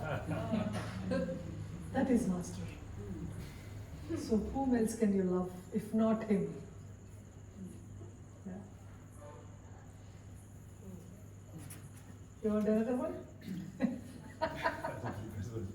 Aren't you hungry? So there was this time, see, we were in youth, no? We were teenagers. So a lot of movies happen in India. We have so many languages movies and it's also entertaining. So Nannagaru was in town, but I had to go to him and I didn't know how to go to him. So one of my friends comes and says, come with me to a movie, a new movie released in town. After that I take you to Guruji where he is, I know the address. So I'm like, okay, fine, it's okay, because I know seeing a movie and going to Nana is not a nice thing to do. But at the same time, because I do not know the address, I thought, okay, let me accompany her. I see this movie and go, she drops me at Nannagaru's place and leaves. I sit behind.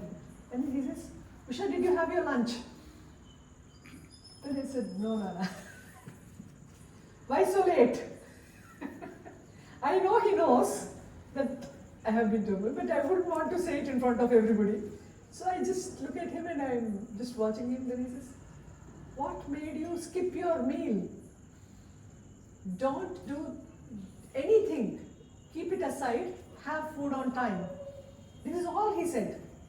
Trust me, after that, I never felt the desire to go to a movie. Not that I didn't watch. Maybe after many years, I would occasionally visit if somebody asked me to. But the desire to see it was gone. With just one sweet word. It has to be complete. But it is so true. How can you not have faith in somebody who can remove your vasanas like easy miracles?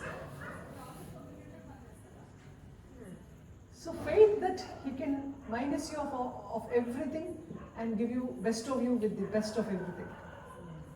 So it's the most beautiful life. You will all experience the most beautiful life. Every day would be wonder.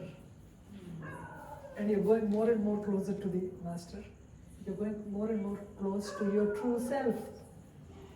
Your true authentic self. So anything, he makes you desireless with a gesture. With a sweet gesture, no pain, no effort, and you're out of all nonsense. So that is the relationship between a master and a disciple. Love and nothing else. Last question. Yes.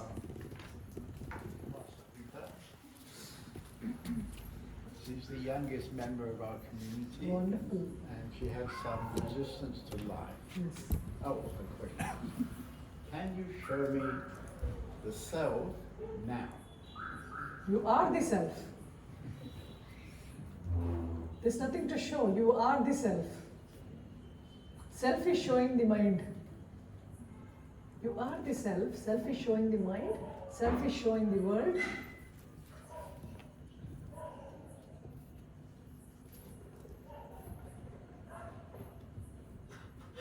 You are that.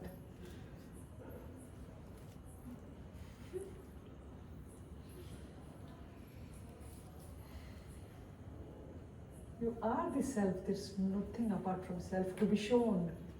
What is seen is a projection of the mind. Anything that is seen, heard, or done is a projection of the mind. You're not that. You are the self. Now, here.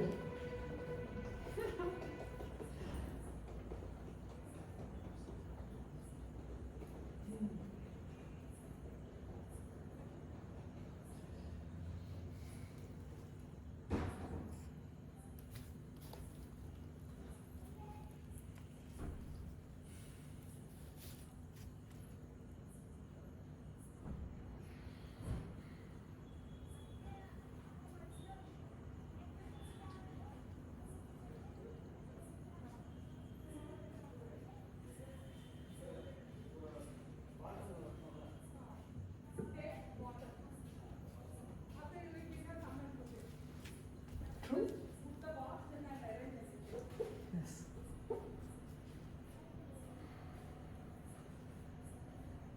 There's nothing apart from it.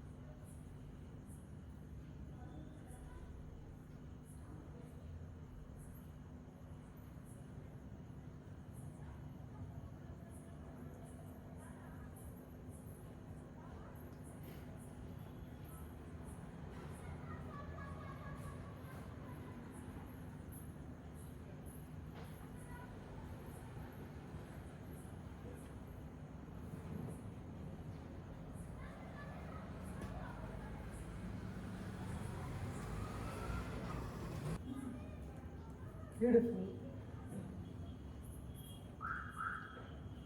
This is what happens in satsang. You will know you are the self.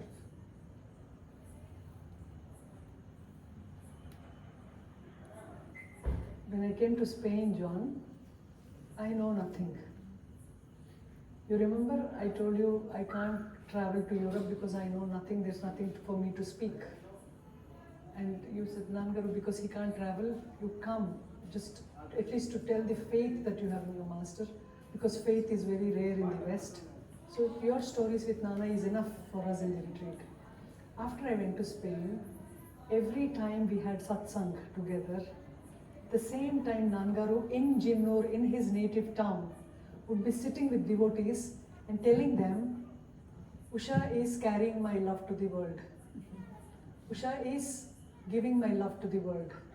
Usha is, like sharing my love to the seekers. So there was this silent communion where all of us were just the self. And there was complete silence in the hall for hours. So who worked? The self. So what did he do? He was doing the work and he also mentioned it. So later when I went back to India, everybody said, every single day, Nannagaru would say, Usha is spreading our love.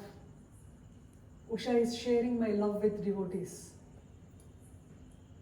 Usha is sharing the profoundness with people there. No, it was not Usha doing it. It was Nannagaru doing it. There's no Usha, it's only the self. There's no you, there's no me. There's only self. Rest all is imposed. Remove all the imposition.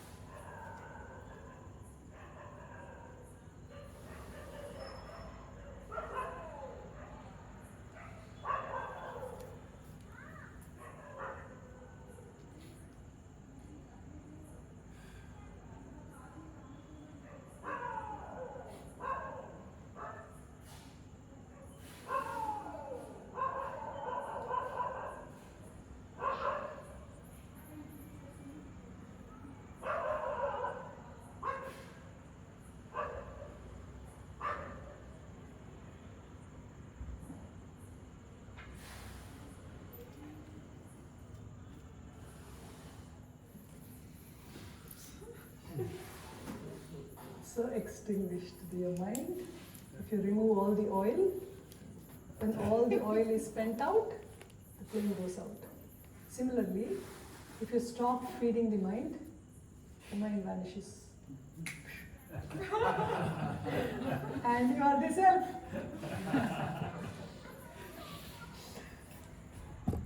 I'd like to give you a small present. Oh, this is wonderful. Just published this little book. Thank you. Oh, nowhere to now.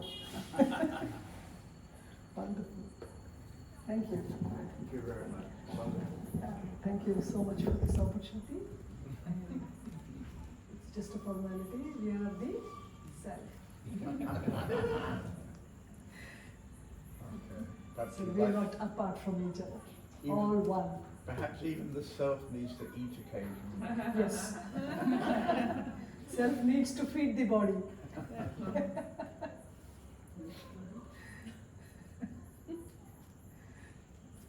Thank you. Can somebody take all the microphones? Guru Rupamo Giri Rupamo శ్రీనాన్నపాదమే మాకు శరణ్యం.